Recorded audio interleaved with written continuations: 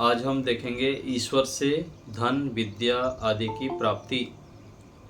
मंत्र ऋग्वेद का मंत्र है अग्निना रयि मस्नवत पोषम एव दिवे दिवे यशसम वीरवत्तमम।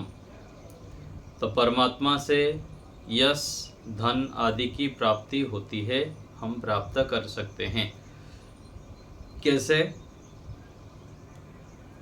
देखते हैं। व्यक्ति प्रार्थना करता है, हे ईश्वर, मैं आपके द्वारा रयि धन संपत्ति विद्या को प्राप्त करूं। इस मंत्र में ऐसी प्रार्थना साधक कर रहा है, मैं आपसे धन संपत्ति आदि प्राप्त करूं, विद्या प्राप्त करूं। तो इसकी संगति ठीक लगाते हैं तो ईश्वर हमें रयि से परिपूर्ण करता है। रयि अर्थात धन से। क्या ईश्वर किसी को सोना चांदी सीधा देता है? ये प्रश्न है। उसने तो ये धातुएं धरती में दे दी है, व्यक्ति उसे निकाल कर शुद्ध करे। इंजन बनाने वाले ने लोहे से इंजन बनाया, पर लोहा ईश्वर ने निर्माण किया। इसी प्रकार धन धान्य आदि को भी ईश्वर ने उत्पन्न किया है।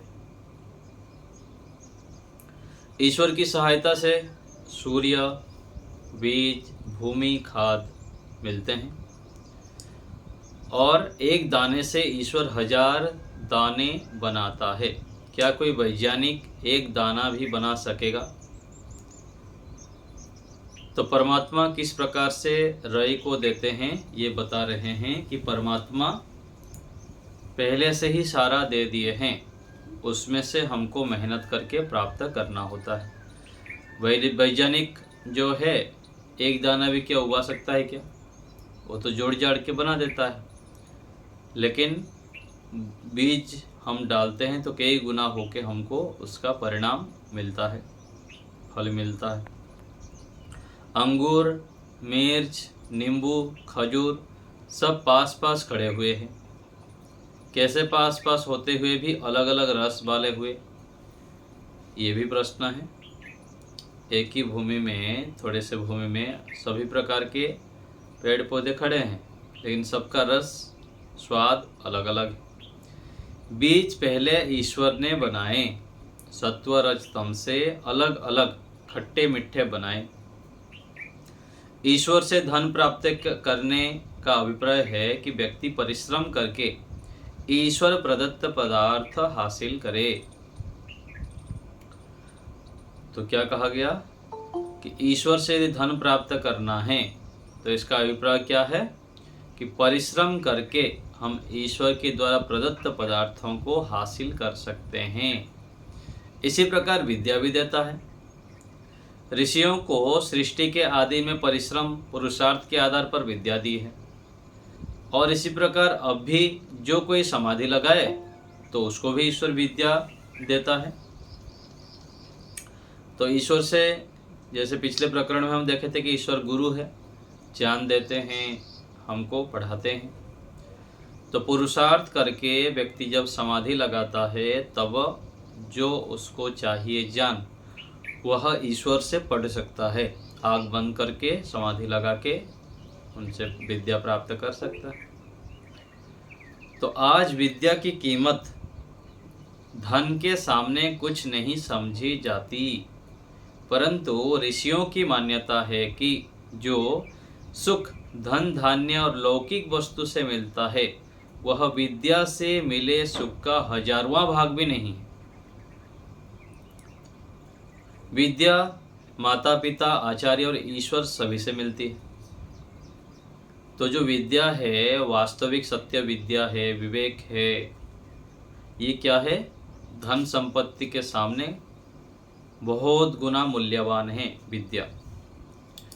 आज हम देखते हैं बड़े से बड़े धनवान व्यक्ति, ऐश्वर्य संपन्न व्यक्ति भी दुखी है, परेशान है, डिप्रेशन में रहता है। क्यों है? क्योंकि वह वास्तविक विद्या से, सत्य विद्या से, ऋषियों के विद्या से, ब्रह्म विद्या से, आध्यात्मिक विद्या से वंचित है। तो जिसके पास आध्यात्मिक विद्या है, ब्रह्म विद्या है, ऋषियों के विद्या हैं, वेद की विद्या है, वह सबसे श्रेष्ठ है। चाहे उसके पास धन संपत्ति भी ना हो, भिक्षा मांग के भी खा ले, फिर भी वह सबसे अधिक सुखी, संपन्न, धनवान माना जाएगा, वही है। तो इसीलिए हमें अधिक से अधिक ज्ञान प्राप्त करना चाहिए। अलग अलग प्रकार से भिन्न भिन्न जगह पर बहुत अधिक ज्ञान की महिमा गाई गई है। ज्ञानान मुक्ति और नहीं ज्ञाने न सदृशम पवित्रम यह विद्यते, भगवद गीता में भी आता है। ज्ञान के सदृश यहाँ से कोई कुछ भी पवित्र नहीं है। और सिद्धानंद जी भी अलग अलग जगह पर विद्या ज्ञान के विषय में वर्णन करते हैं। तो हमें ज्ञानवान बनना चाहिए, ज्ञान अर्जन करना चाहिए, विद्या ज्ञान को, सत्य विद्या को संग्रह करते रहना चाहिए, उसको निश्चयात्मक ले जाना है। एक तो शाब्दिक ज्ञान है और दूसरा है तत्व ज्ञान है। तो तत्व ज्ञान से ही व्यक्ति का कल्याण होता है। चाहे धन संपत्ति थोड़ा कम हो जाए, लेकिन विद्या ज्ञान प्राप्ति के लिए निरंतर पुरुषार्थ करना चाहिए, सत्संग करना चाहिए, विद्वानों का संग करना चाहिए, अच्छे अच्छे ग्रंथों को, ऋषियों के ग्रंथों को अधिक स्वाध्याय करना चाहिए, पढ़ना चाहिए। आज व्यक्ति मोबाइल पकड़ लेता है, कंप्यूटर लेकर घंटों घंटों बैठता रहता है, इधर उधर सब देखता रहता है, समय व्यर्थ करता है। यदि उस समय को ऋषियों के ग्रंथ को पढ़ने में, चिंतन करने में लगाया जाए, वेदों को पढ़ने में, दर्शनों को पढ़ने में, उपनिषदों को पढ़ने में, रामायण महाभारत आदि को पढ़ने में लगाया जाए तो बहुत अधिक लाभ होगा। तो हमें इसलिए ज्ञान प्राप्ति में अधिक तत्पर रहना चाहिए। और सबसे बड़े ज्ञान का स्रोत, विद्या का स्रोत क्या है? ईश्वर है। जब हम ईश्वर के उपासना करते हैं, ईश्वर की उपासना करते हैं, ईश्वर के सानिध्य में बैठते हैं, ध्यान करते हैं, ईश्वर की आज्ञा के अनुकूल चलते हैं, तो परमात्मा हमें अंतर्यामी रूप से श्रेष्ठ ज्ञान, विद्या आदि प्रदान करते हैं। तो आज का धन चोर और डाकुओं को पैदा करता है, विद्या यश और वीरों को पैदा करता है। तो धन से क्या हो रहा है? चोरी डकायत सब चल रहा है। लेकिन ज्ञान से व्यक्ति युक्त हो जाए, विद्या से युक्त हो जाए, तो यश कीर्ति पूरा देश विदेश में फैलाएगा और वीर बनता है। तो संतानों को धन संपत्ति से अधिक वास्तविक ज्ञान से युक्त करना चाहिए, संस्कारों से युक्त करना चाहिए। और इन सब का जो आधार है, मूल स्रोत है, वो परमात्मा है। तो ईश्वर से इस मंत्र में प्रार्थना की गई है कि परमात्मा आप हमें रई धन ऐश्वर्य से युक्त कीजिए। अग्निना रईम अस्मवत पोषम एव दिवे दिवे, ऐसे हमारे पास विद्या हो, धन हो, जो हमारे हर समय पुष्टता को बढ़ाए। प्रत्येक दिन हम आगे से आगे बढ़ते ही जाए।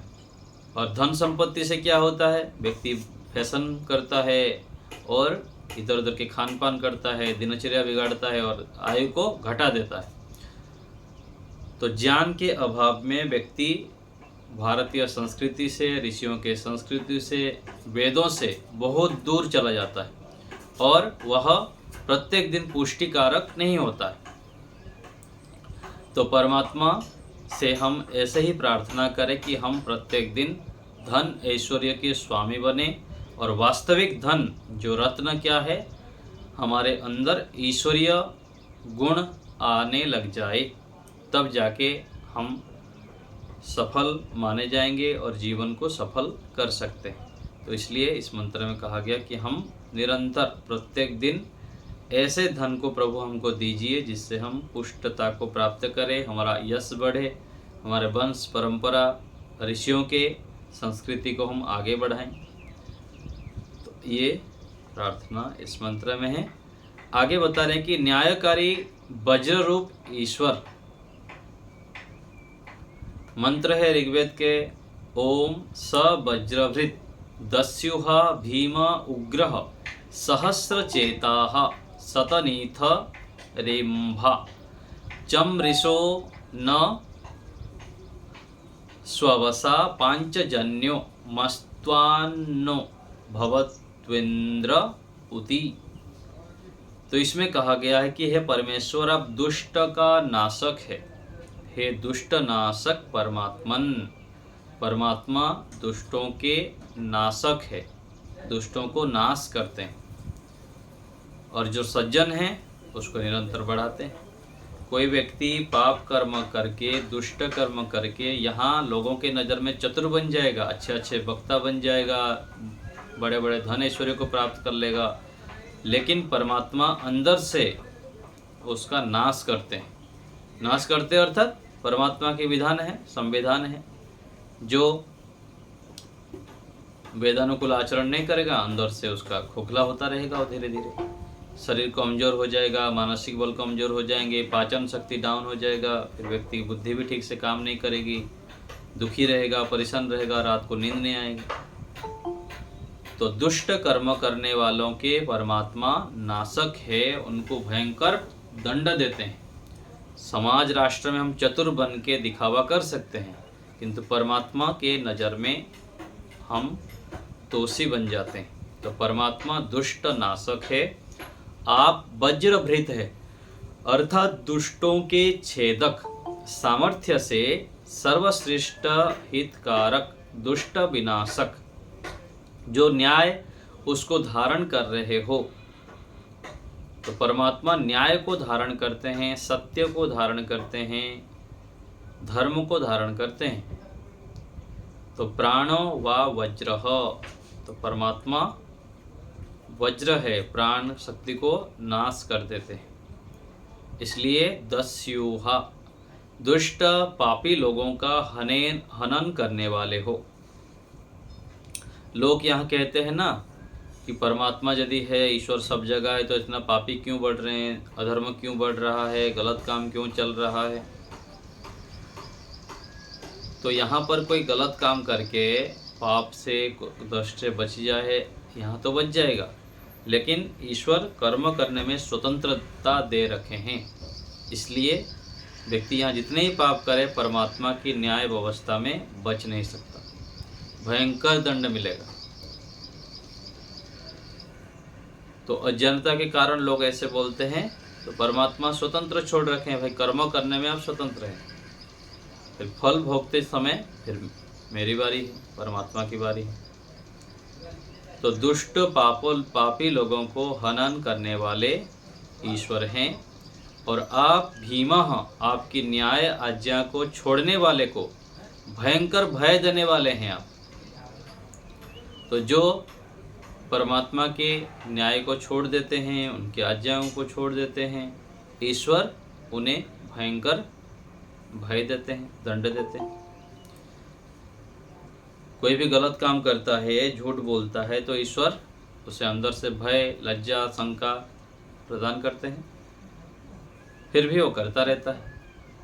इसमें क्या होता है कि कोई व्यक्ति जब गलत काम करता है तो अंदर से तो संकोच होता है, भय होता है, नहीं करना चाहिए, नहीं करना चाहिए, ठीक नहीं, लेकिन कर लेता है, फिर दूसरे बार करता है, तीसरे बार करता है, ऐसे करते करते करते फिर उसका चित्त मलिन हो जाता है, और फिर उसको स्वाभाविक लगने लगता है, चलो ये तो करने योग्य है।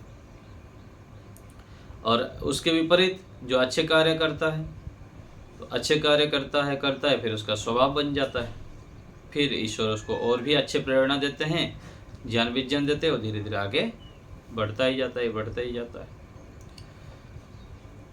तो गलत काम जब मन में आए तुरंत रुक जाना होता है, फिर ईश्वर को स्मरण करते हुए, ईश्वर से सामर्थ्य मांगते हुए उस कार्य को छोड़ देना चाहिए, फिर अच्छे कार्य को करते हुए आगे बढ़ते रहना चाहिए। तो परमात्मा जो गलत काम करते हैं उनको अंदर से भय उत्पन्न करते हैं। सहस्र चेतः, सहस्रों विज्ञान आदि गुण वाले आप ही हो। तो परमात्मा हजारों प्रकार से विज्ञान देते हैं, ज्ञान देते हैं, जो अच्छे कार्य करते हैं उनको प्रेरणा करते हैं अंतर्यामी रूप से और आगे बढ़ाते हैं बहुत अधिक। और शतनीथ सैकड़ों असंख्यात पदार्थों की प्राप्ति कराने वाले हो। तो जो अच्छे कार्य करते हैं, ईश्वर की आज्ञाओं का पालन करते हैं, धर्म आचरण करते हैं तो उनको परमेश्वर बहुत कुछ प्राप्त कराते हैं, अच्छे अच्छे गुण प्राप्त कराते हैं, यश प्राप्त कराते हैं। तो अंतर्यामी रूप से ईश्वर बुद्धि प्रदान कर लेंगे तो व्यक्ति पुरुषार्थ करते हुए धन आदि पदार्थ को इकट्ठा कर लेता है, बहुत कुछ ईश्वर प्राप्त कराते हैं। ये विश्वास हमको होना चाहिए। केवल शर्त क्या है? पुरुषार्थ बनना और निरंतर परोपकार आदि श्रेष्ठ कार्यों को करते रहना चाहिए। तो सैकड़ों असंख्यात पदार्थों को ईश्वर प्राप्त कराते हैं। और रिम्वा अर्थात अत्यंत विज्ञान आदि प्रकाश वाले तथा महाबल वाले हो। ईश्वर कैसे हैं? महाबल वाले हैं, ईश्वर के पास बहुत बल है। और जो ईश्वर की उपासक होता है वो भी बलवान हो जाता है, मानसिक बल से युक्त हो जाता है, शारीरिक बल से युक्त हो जाता है और फिर आगे बढ़ता रहता है निरंतर। और परमेश्वर किसी की चमू सेना के बस को प्राप्त नहीं होते हैं। जो दुष्ट व्यक्ति हैं, गलत व्यक्ति हैं, उनके बस में ईश्वर नहीं आते।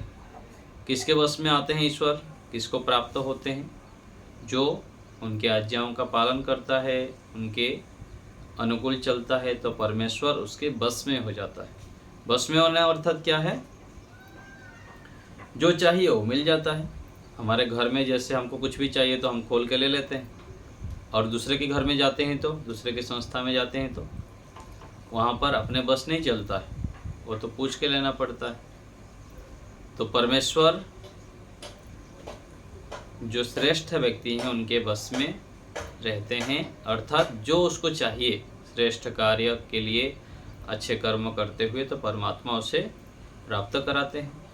जब चाहे उनका दर्शन कर लेता है, समाधि के माध्यम से जो चाहिए वो पूछ लेता है ईश्वर से। इसलिए परमात्मा दुष्ट व्यक्तियों के बस में नहीं आते हैं, कितने भी वो दुष्टता करता रहे, श्रेष्ठों के बस में रहते हैं। और स्वबल से आप पांचजन्य अर्थात 5 प्राणों के जनक हो। जनक अर्थात निर्माता, परमात्मा सभी के जनक है, निर्माता है। और सब प्रकार से वायुओं के आधार तथा चालक हो। तो सभी जितने भी सांसारिक पदार्थ हैं उनके आधार है, उनको चलाने वाले। ईश्वर के बिना दूसरे ऐसे गोलोक में बोलते हैं ना, पत्ता भी हिलता नहीं। तो पलता हिलता नहीं मतलब वहाँ पर क्या तात्पर्य है? ईश्वर ने ये सब व्यवस्था बनाए हैं। ईश्वर ना चाहे तो पत्ता ना हिले, ऐसा नहीं। इसका मूल तात्पर्य है कि परमात्मा ने इन सब को बनाए हैं। जैसे यहाँ पर है, किसी के घर में होता है, जो मुख्य व्यक्ति होते हैं उनके बिना घर से कोई भी काम नहीं होता है, गतिविधि उनको पूछ के करते हैं सब चीज़ें। तो जो जिस चीज़ों की बनाने वाला होता है, वहाँ के प्रति मुख्य होता है, वह सब व्यवस्था बना रखता है। ऐसे ही परमेश्वर भी सभी वायु आदि पदार्थ के चालक हैं, संचालक हैं, सबके स्वामी हैं। तो हो ऐसे परमात्मा सो आप हमारी रक्षा के लिए प्रवृत्त हो, जिससे हमारा कोई काम ना बिगड़े। तो ये सब बता दिया गया परमात्मा कितने महान हैं, कैसे कैसे गुणों से युक्त हैं। फिर अंत में कि प्रभु आप इतने महान हैं तो हम आपके शरण में आए हैं, हमारे को श्रेष्ठ ज्ञान विज्ञान दीजिए जिससे हमारा काम ना बिगड़े, हम अच्छे प्रकार से अपने कामों को करते जाएं। तो ऐसे वेद मंत्रों से प्रार्थना करनी होती है कि प्रभु आप इतने महान है तो हमें भी अपने महानता का परिचय दीजिए, हम आपसे लाभ लें, आपकी आज्ञाओं का पालन करें। हम तो निमित्त मात्र हैं, आपके हम दास हैं, आप हमारे स्वामी हैं। वेद मंत्र में ईश्वर को वज्र, भयंकर, कठोर, बलशाली कहा है। परमेश्वर अत्यधिक बलशाली है।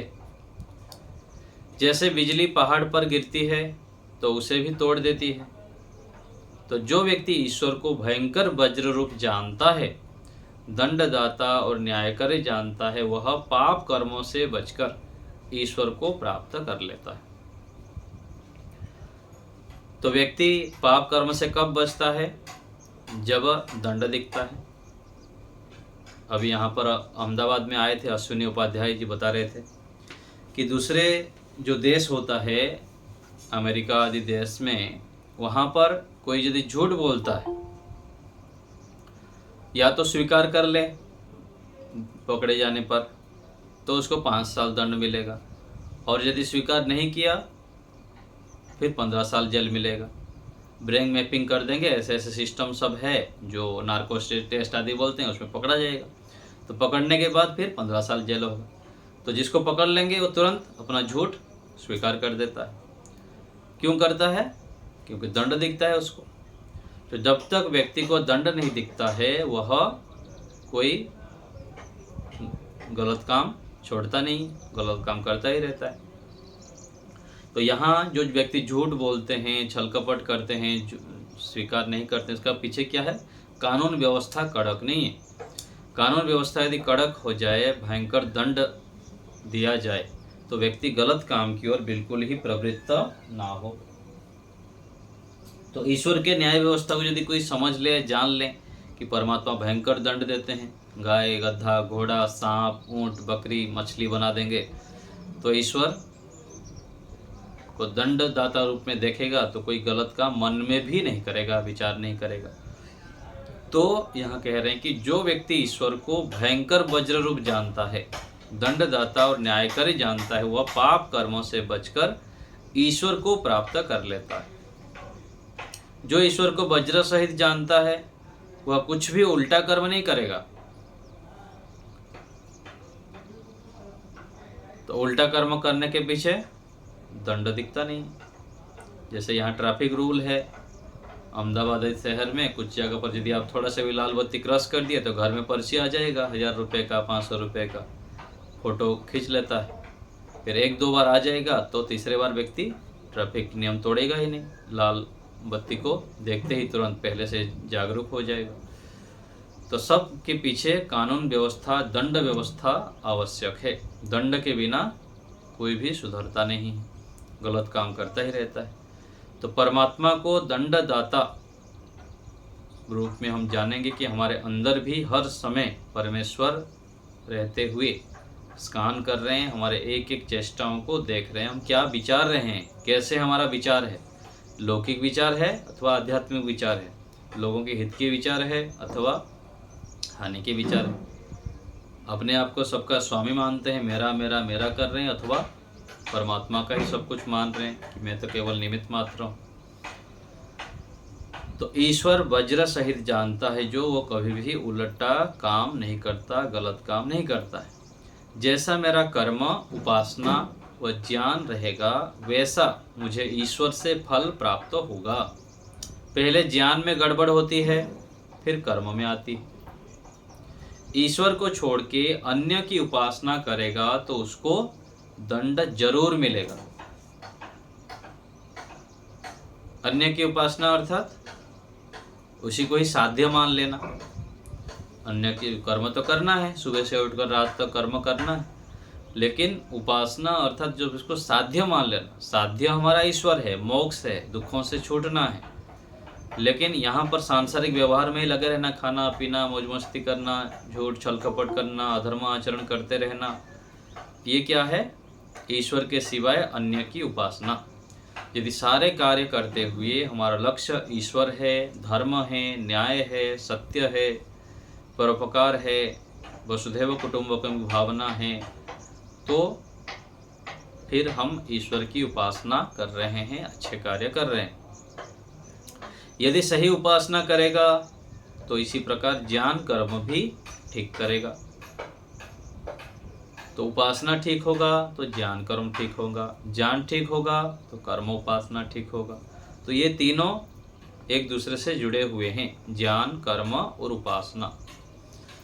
ईश्वर दुष्टों का नाश करने वाला है। इसका लोगों ने गलत अर्थ माना कि ईश्वर अवतार लेकर नाश करेगा। यदि ऐसे मान लिया जाए तो विनाश के लिए अनेक शरीर धारण करना पड़ेगा। तो पौराणिक गप्पा सब निकाल लिए कि परमात्मा क्या बोलते हैं, यदा यदा हि धर्मस्य ग्लानिर्भवति भारत अभ्युत्थान अधर्मस्य संभवामि युगे युगे, ऐसा श्लोक आता है ना। तदात्मानं सृजाम्यहम्। हाँ, तो मैं उत्पन्न होगा, तब मैं जब ऐसे ऐसे बढ़ेगा तब मैं उत्पन्न होगा और फिर नाश करूँगा। तो इसका अर्थ अलग प्रकार से मिलावट कर दी अथवा उसका अर्थ भी ठीक से नहीं किए।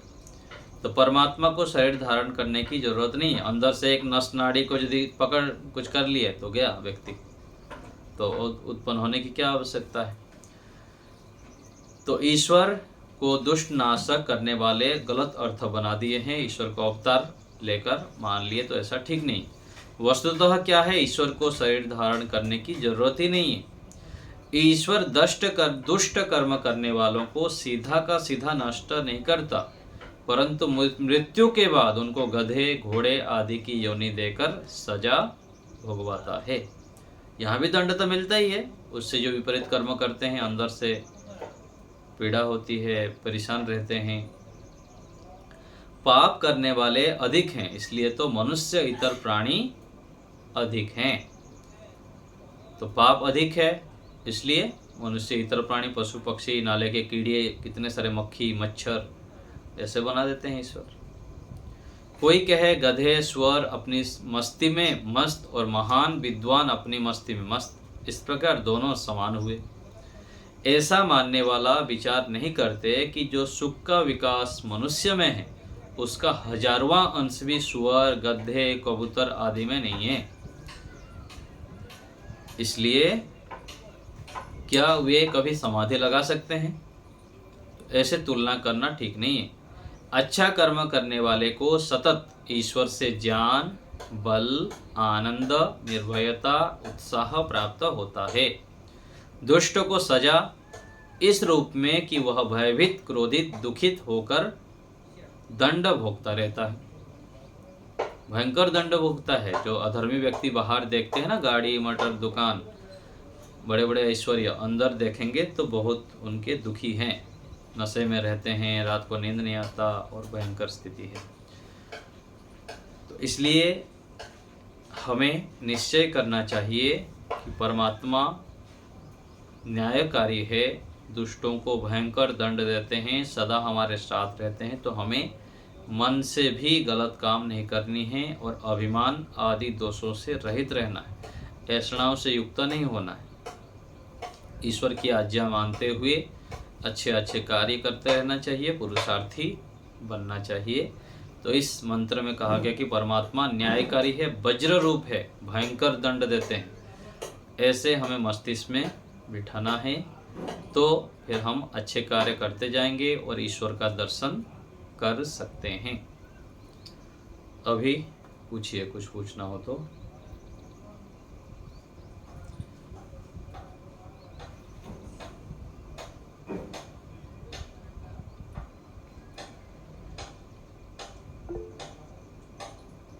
हाँ बताइए। जी आचार्य जी नमस्ते।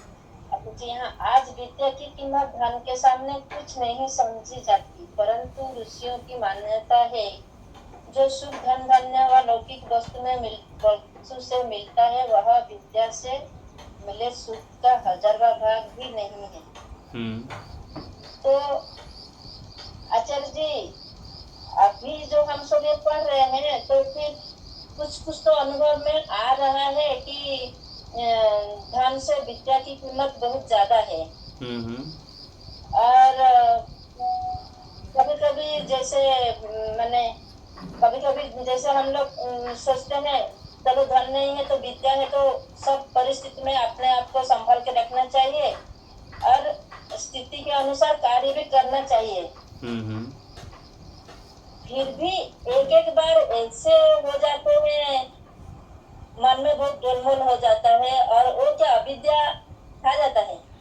हाँ, वो ज्ञान की कमी के कारण होते हैं ना। ज्ञान हमारा दृढ़ नहीं है तो ऊपर नीचे चलता ही रहेगा अभी लंबे समय तक।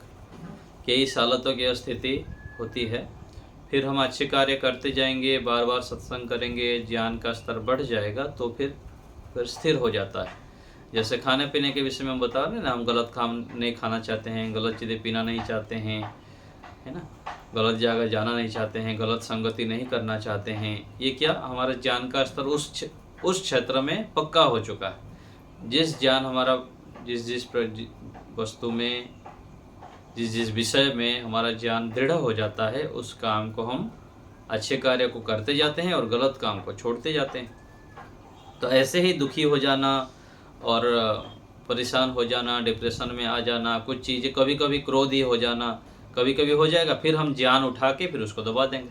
तो बार बार ऐसे करते करते अभ्यास हो जाएगा, फिर हम उसमें दृढ़ हो जाएंगे। ऐसे होता है। लंबा समय तक पुरुषार्थ करना पड़ता है। इसलिए तो कहा गया ना, सतु दीर्घ काल निरंतर सत्कार सेवितो दृढ़ भूमि ही।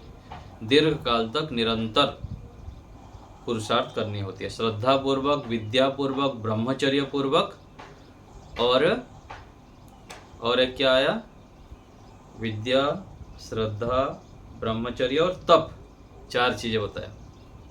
इन चारों के साथ साथ निरंतर लंबे समय तक, इस जीवन में भी लंबा समय अथवा कई जन्मों तक लंबा समय, किसी के लिए निर्दिष्ट नहीं, इतना समय काल नहीं है।